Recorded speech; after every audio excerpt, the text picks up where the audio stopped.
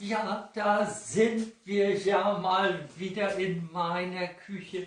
Ja, ist das nicht schön? Und jetzt ziehe ich meine Schürze aus, denn ich habe ja schon alles vorbereitet für das Essen. Ja, mein Küchenstudio. Nicht? Ihr kennt das ja.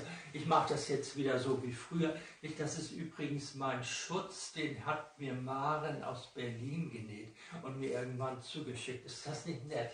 Und jetzt hänge ich den erstmal hier weg, nicht, damit er nicht wegkommt. Und wenn man ihn braucht, dann holt man ihn wieder raus. Ja, nun wollt ihr aber bestimmt wissen, was es heute gibt. Ja, ich habe mir überlegt, dass wir eine Bärlauchsuppe kochen. Guckt mal hier, ich bin irgendwie nicht so richtig im Bild, aber das macht ja nichts. Hier so eine schöne Bärlauchsuppe. Esst ja auch so gerne Bärlauch. Ja, ne?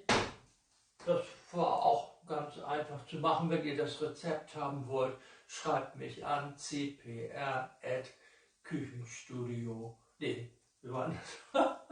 cprskuchenstudio@gmx.de. Ja, und hinterher gibt es dann lecker Pellkartoffeln mit Quark. Ich habe hier Magerquark genommen und Sahnequark und dann habe ich da eine Zwiebel reingeschnitten und noch Pfeffer und ein bisschen Dosenmilch. Ja, und nun probiere ich das mal.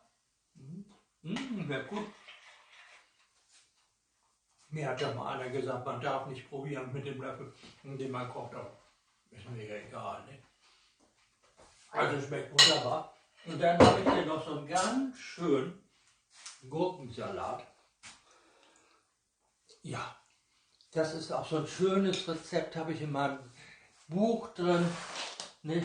Mit Zucker und mit Salz und ja, Dill, Pfeffer aus der Mühle und all so ein Kram. Ja, das gibt es nun heute. Und die Pellkartoffeln, die kochen jetzt auch gleich. Und dann sind wir auch schon fertig. Nicht, dann wird gegessen. Und dann hat uns das gut geschmeckt. Nachtisch gibt es wohl nicht. Nö, habe ich nicht.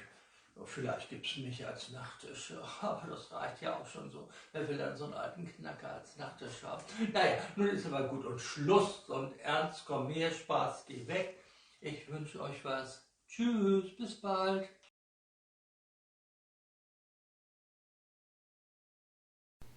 Haut rein und lasst es euch schmecken. Guten Appetit.